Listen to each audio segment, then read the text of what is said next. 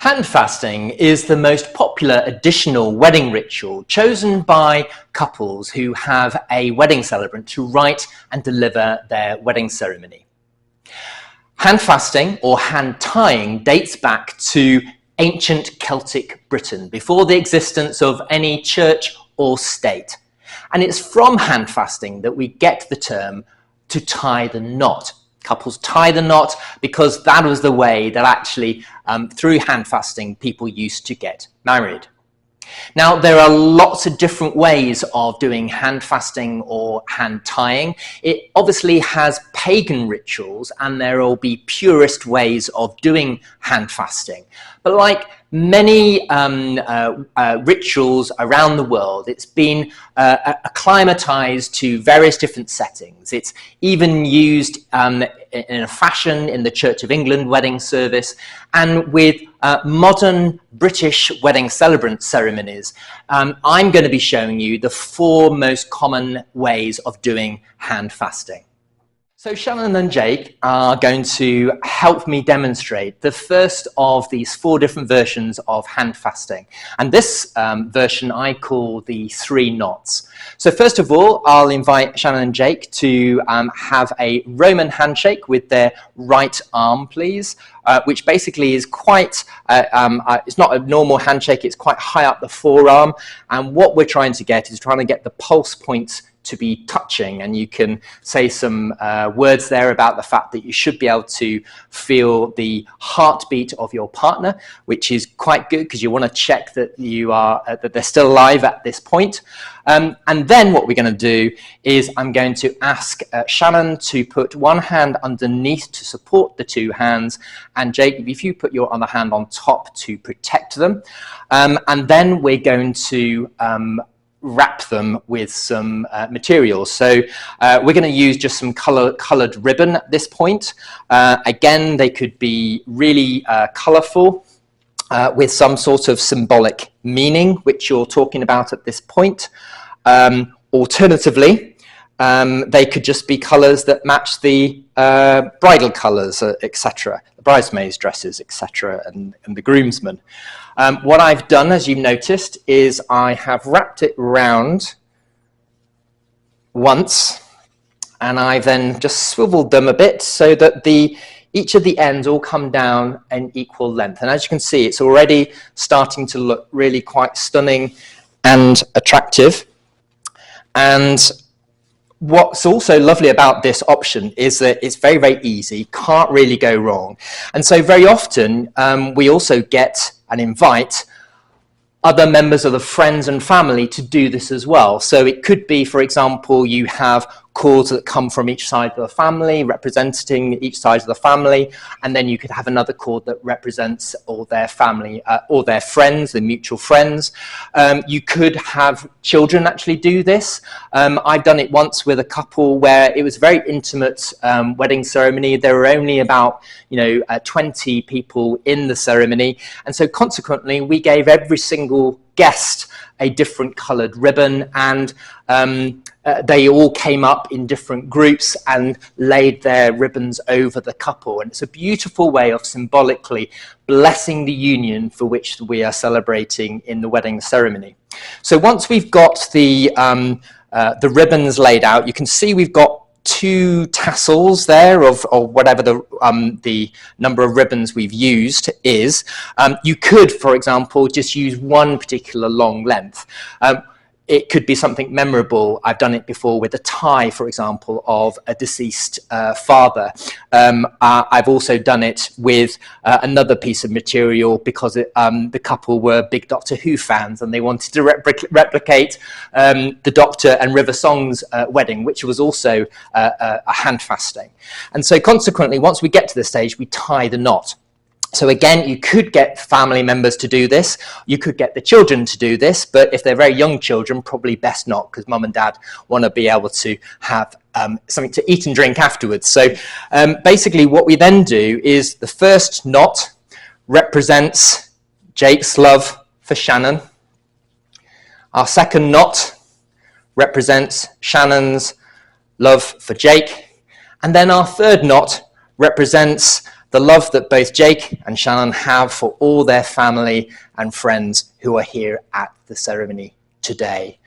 And then we can say some wonderful words about the binding of the hands and what it means, and how those hands will grow old with the couple as they support and love each other through their many years of their marriage. And then we get to the end, and you normally then at that point can either do some repeat after me vows if you wanted to. You obviously couldn't do wedding vows from booklets because they haven't got hands to read them from. But this could take place after reading from booklets, or it could indeed take place before doing the wedding vows.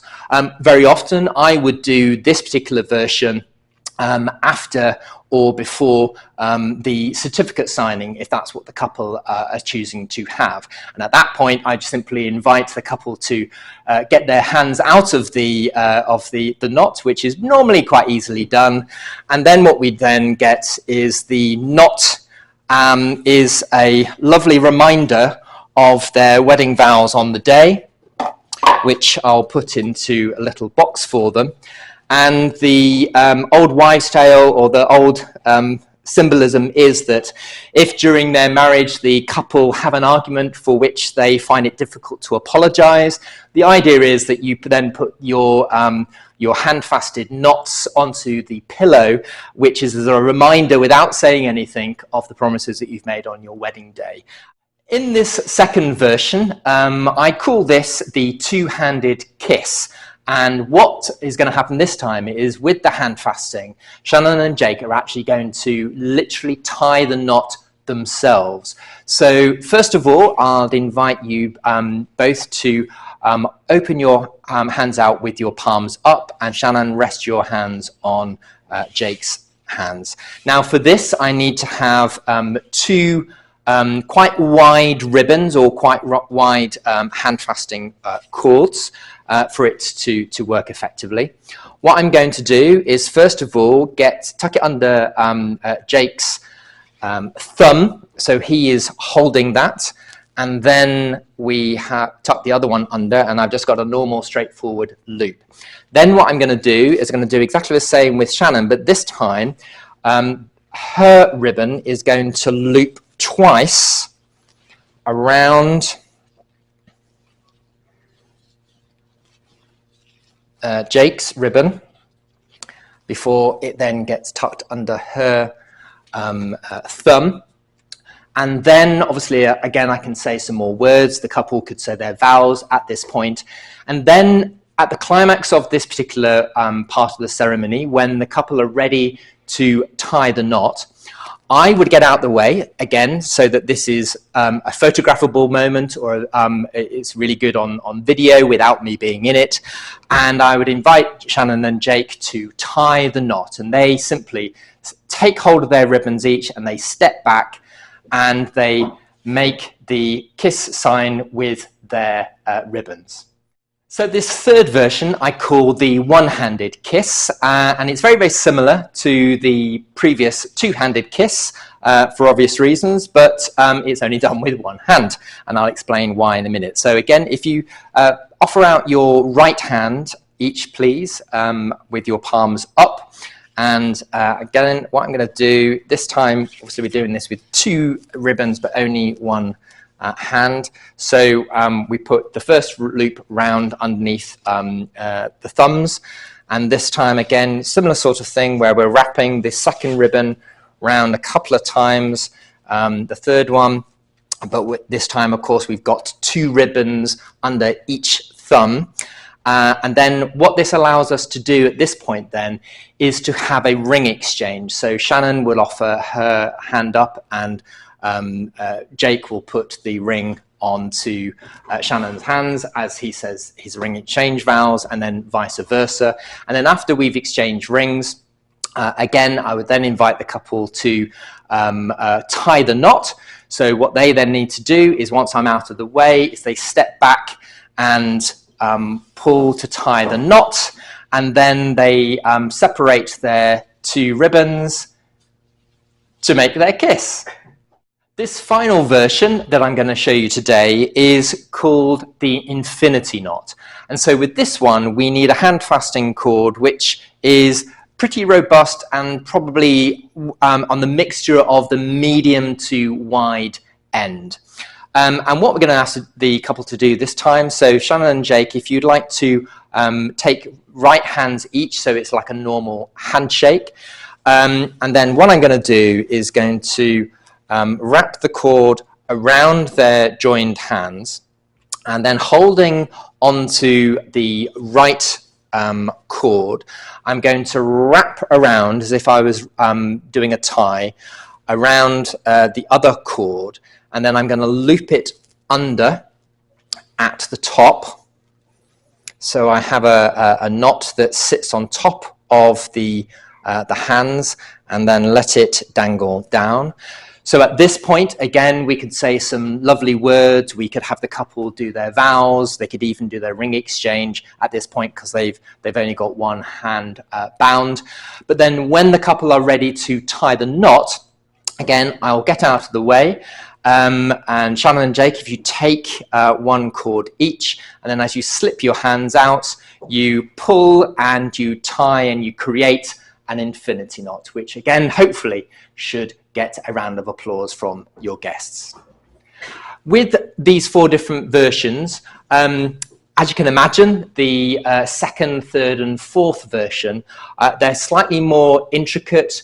They can go wrong, and also they probably require a little bit of practice with the couple so they know exactly what they're doing.